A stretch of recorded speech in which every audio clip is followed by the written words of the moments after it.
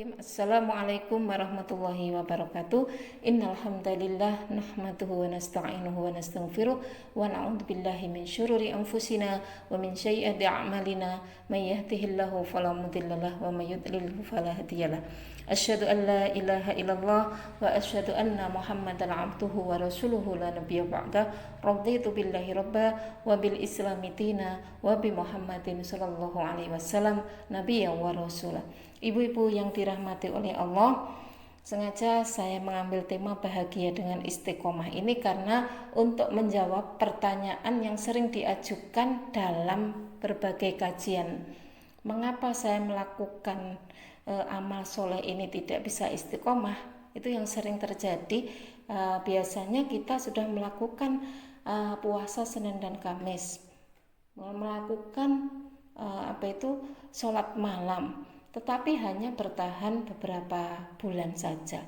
Nah, seharusnya itu kita bisa melaksanakannya sampai akhir hayat kita. Oleh karena itu diperlukan keistiqomahan dalam melaksanakan semua amal soleh yang diperintahkan oleh Allah. Dan istiqomah sendiri adalah termasuk perintah Allah sebagaimana di dalam surat Hud ayat 112, a'udzubillahi minasyaitonirrajim, fastaqim kama umirta, maka tetaplah kamu pada jalan yang benar atau berada dalam istiqomah. Nah, memang istiqomah ini adalah suatu yang mudah diucapkan tetapi sulit untuk dipraktekkan karena butuh latihan-latihan. Nah, semuanya saya rasa kita ini ingin apa yang kita lakukan itu bisa istiqomah. Karena apa?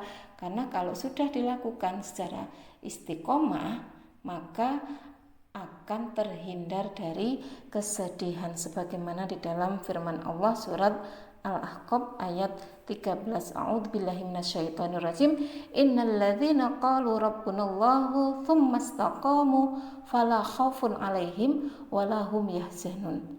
Sesungguhnya orang-orang yang berkata Tuhan kami adalah Allah, kemudian mereka tetap istiqomah, tidak ada rasa khawatir pada mereka dan mereka tidak pula bersedih hati. Itulah janjinya Allah, maka kita akan terhindar dari kesedihan. Siapa yang tidak ingin gembira, kan begitu, bahagia, maka kesedihan ini akan dihilangkan oleh Allah karena keistiqomahan kita dalam melaksanakan amal soleh. Kemudian di ayat berikutnya, ulaika ashabul jannati khalidina fiha, mereka itulah para penghuni surga, mereka kekal di dalamnya. Maka orang yang melaksanakan amal soleh dengan istiqomah itu, maka jaminan keduanya adalah surga.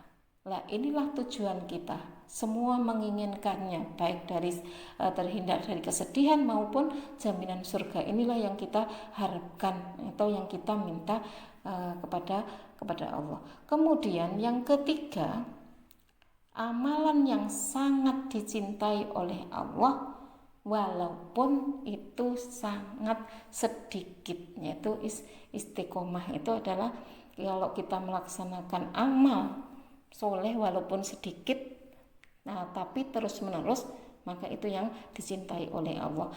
Misalkan kita bersedekah 100.000 atau 10.000, tetapi terus menerus kita lakukan, itu sangat dicintai oleh Allah daripada kita bersedekah banyak tetapi tidak terus menerus atau berhenti setelah bersedekah itu. Nah, inilah contoh daripada amal yang sedikit tapi sangat dicintai Allah kalau kita lakukan atau kita laksanakan dengan istiqomah sebagaimana di dalam hadis yang diriwayatkan oleh Imam Bukhari,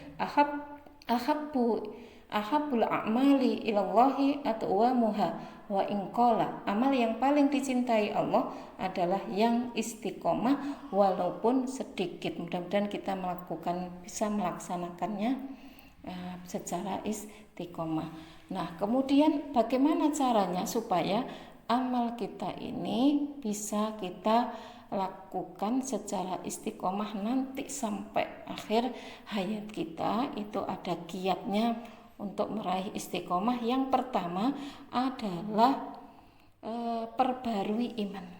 iman kita yang al-imanu yazidu yangkus, yang memiliki sifat yazid atau yangkus untuk bertambah dan berkurang, ini harus kita perbaharui dengan apa?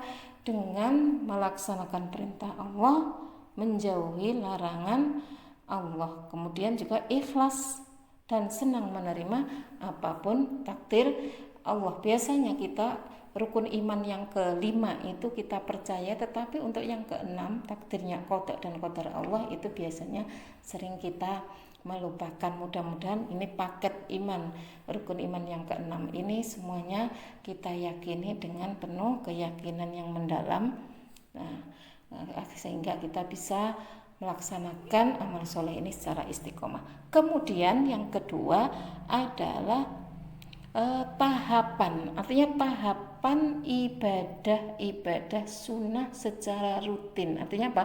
Melakukan ibadah sunnah secara rutin itu secara bertahap, mulai dari yang sederhana, misalkan bertekadlah untuk salat sunnah sebelum dan sesudah sholat zuhur, misalkan begitu.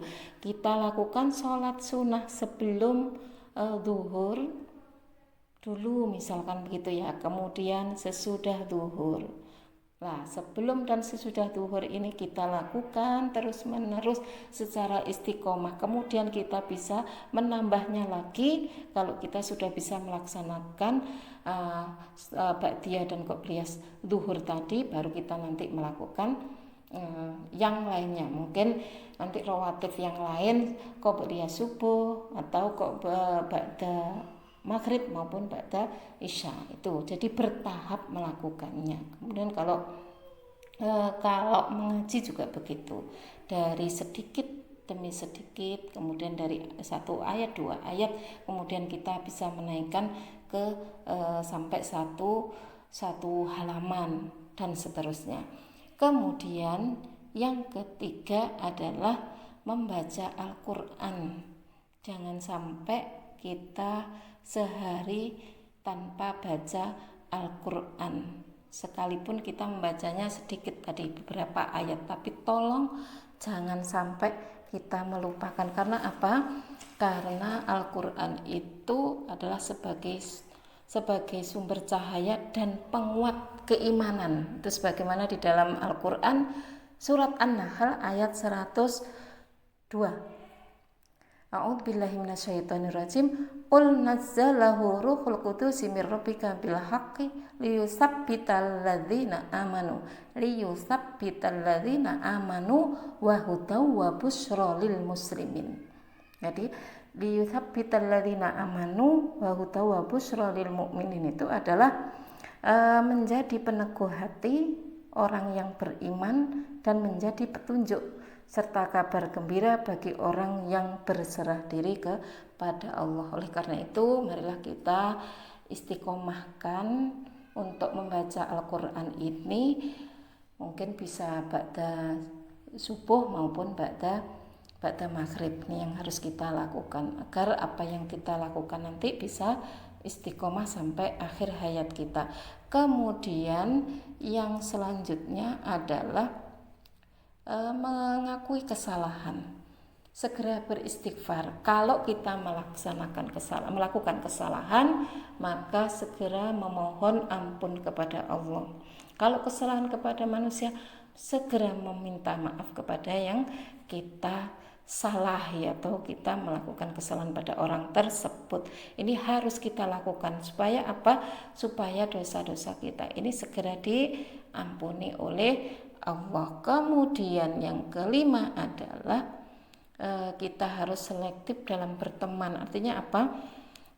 Carilah teman yang benar-benar menambah semangat ibadah, bukan sebaliknya. Maksudnya teman yang tidak memotivasi kita untuk melakukan ibadah. Ini hati-hati, karena dari teman biasanya kita melalaikan sholat atau mengundurkan waktu sholat, itu biasanya dari teman kita. Oleh karena itu cari teman yang bisa memotivasi kita agar lebih dekat kepada Allah. Kemudian yang terakhir itu adalah permohonan doa kepada Allah, meminta atau memohon kepada Allah agar istiqomah dengan sering membaca atau membaca doa ya muqallibal qulub tsabbit qalbi ala dinika. Ini yang harus sering kita baca supaya kita bisa istiqomah dalam beramal soleh. Mungkin itu yang bisa saya sampaikan. Mudah-mudahan kita semuanya bisa istiqomah dalam melaksanakan amal soleh kita dalam kehidupan sehari-hari ini sampai nanti akhir hayat kita bisa melaksanakan dengan istiqomah. Nasrun minallahi wa fathun qarib wa basyiril mu'minin. Wassalamualaikum warahmatullahi wabarakatuh.